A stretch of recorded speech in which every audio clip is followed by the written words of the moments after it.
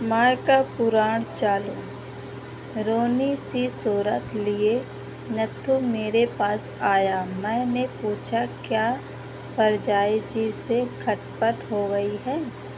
नाम तो उसका नरसिया सिंह है, पर हम सब उसे नत्थू जी ही कहते हैं, क्योंकि उसके प्रकांड पंडित पिता ने नरसिया नाम क्यों रखा मालूम नहीं। वो आप तो अंतर्यामी हैं, प्रभु के भाव लिए सही पकड़े हैं, कहकर मेरे निकट कालीन पर बैठ गया।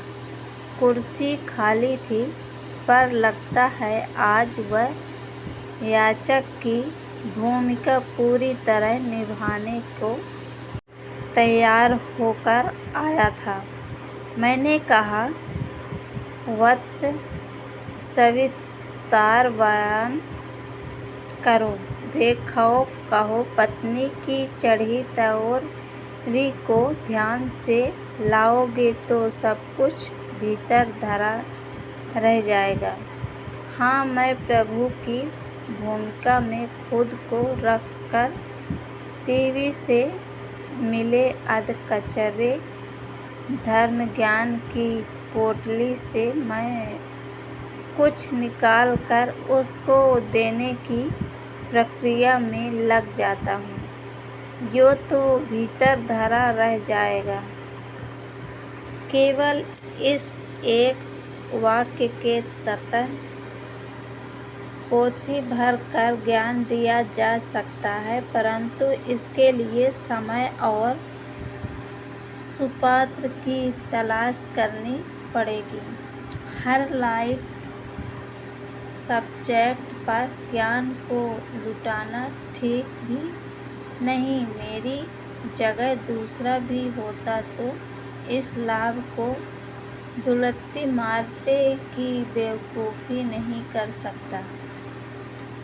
पत्नी प्रताड़ित कम लोग ही खुलकर बयान देते देखे गए हैं। मन महसूस कर रहने वाले मरते मर जाएंगे, मगर जी से पत्नी के खिलाफ बोलने की हिम्मत जुटा पाने में एक अघोषित शर्मिंदगी से दो चार होते रहते हैं। मगर नत्थू के साथ ऐसा नहीं था। उसका अडिग विश्वास मुझ पर था कि इधर की बात उधर करने वाला वायरस मोक्ष में नहीं है। बोलो भी चुप रहना था तो मेरा समय खराब करने क्यों चले आए। उसने धारावाहिक सास बहू सीरियल में से बहू वाला पार्ट रिलीज किया। आपकी परजाई पिछले कुछ दिनों से अखबार में सोने के भाव कम होने की खबर क्या पढ़ रही है। हाय तौबा मचाए रहती है। नत्थू जी, आसान सी बात है, आप अखबार लेना बंद क्यों नहीं कर देते? आप भी सर जी, अखबार बंद करवाने से रोग मिटता तो मिटा लेते। ये टीवी और उनकी सहेलियों के व्हाट्सएप व सोशल मीडिया का क्या करूं? पल पल की खबरें, ब्रेकिंग न्यूज माफिक चलाते फिरते हैं। 20-30 रुपए दाम भी सोने के गिरते बढ़ते हैं तो ऑफिस में मोबाइल घन घना देती है। बोलो, सोने में 20-30 रुपए कोई मायने रखते हैं भला? ऑफिस से थके हारे जो वापस आओ तो चाय कॉफ़ी के पहले सर्राफा के उतार चढ़ाव पर वर्णन चालू हो जाता है।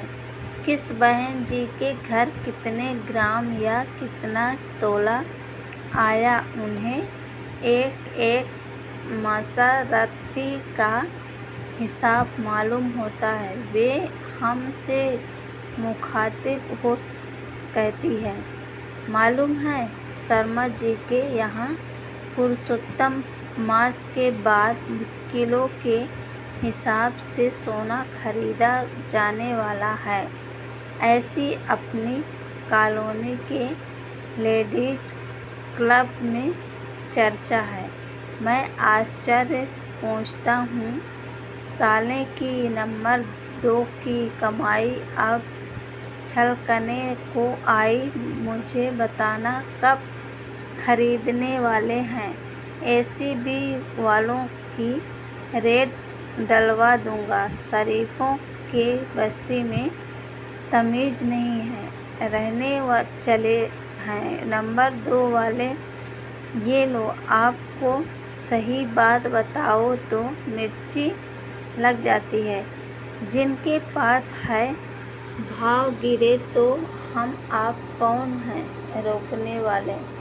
दूसरों के साथ लड़ने भिड़ने की जुगाड़ 24 घंटे लगाए रहते हैं। आप कह देती हूँ, ऐसा बहाने से मैं डिगने वाली नहीं। शादी के बाद रत्ती भर सोना मिला हो तो कहो।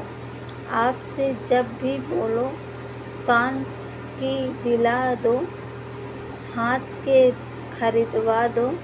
गला सोना लगता है तो अपनी शेरो शायरी में घुस जाते हो।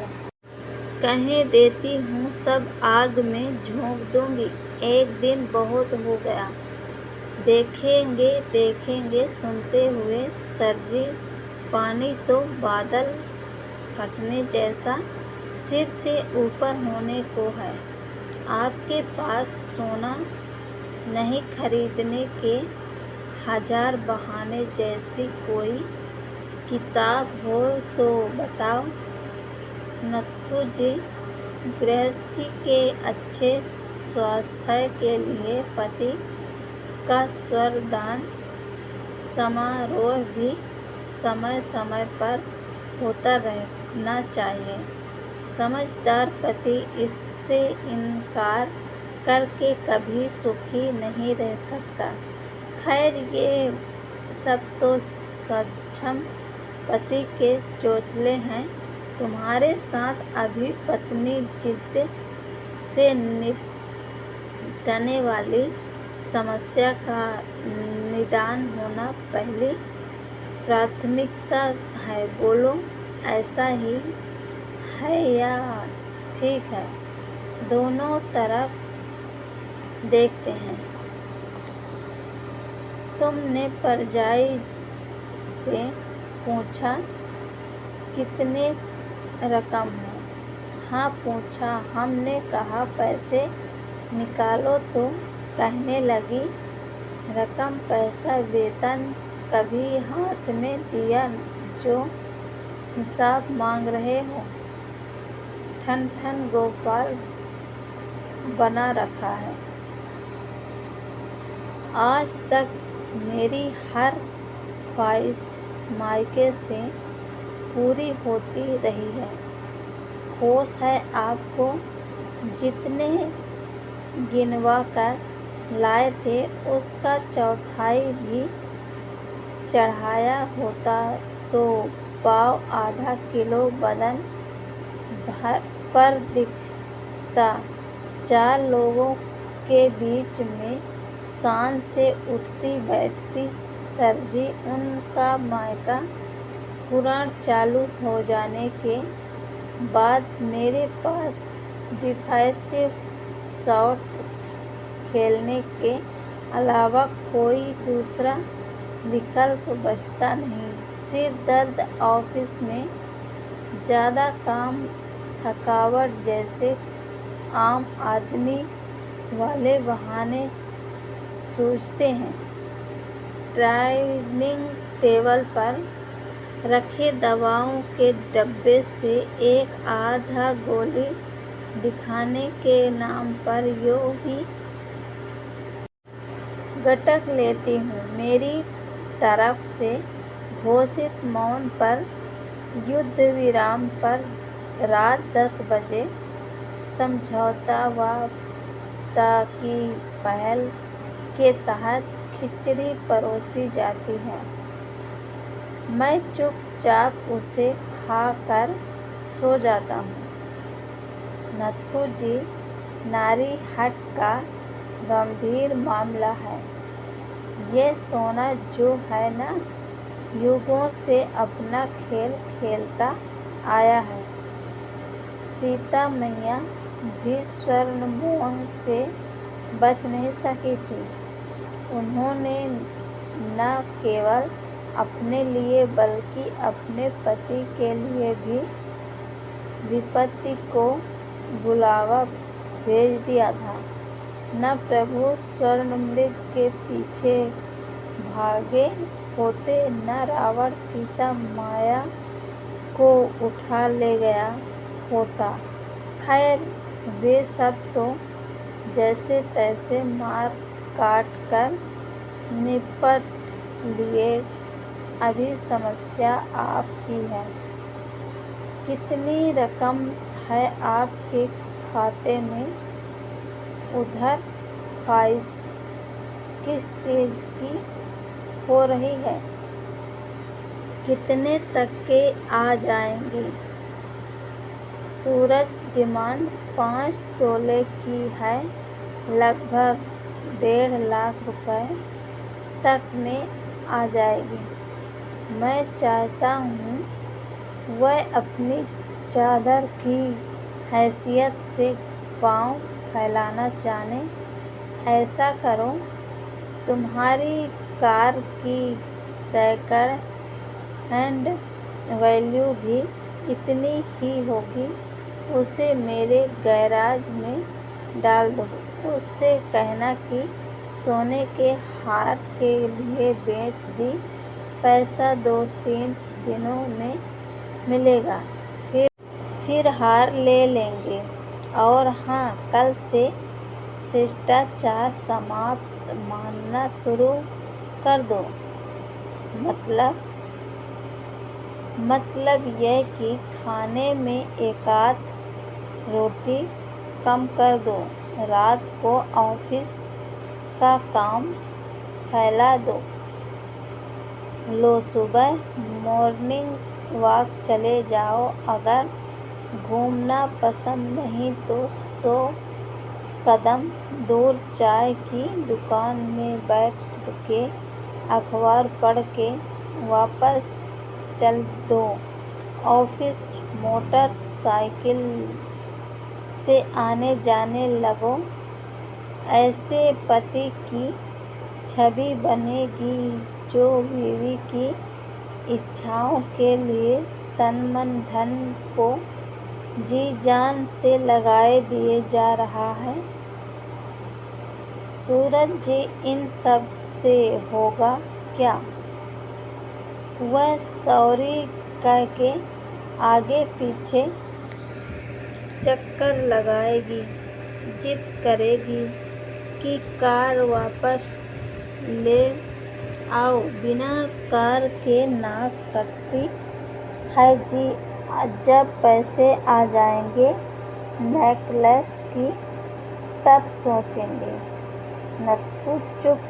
भाई नथु, मेरे सुझाव को अमल में लाने के बाद संकट टल गया कि मुद्रा में निश्चित मत हो जाना।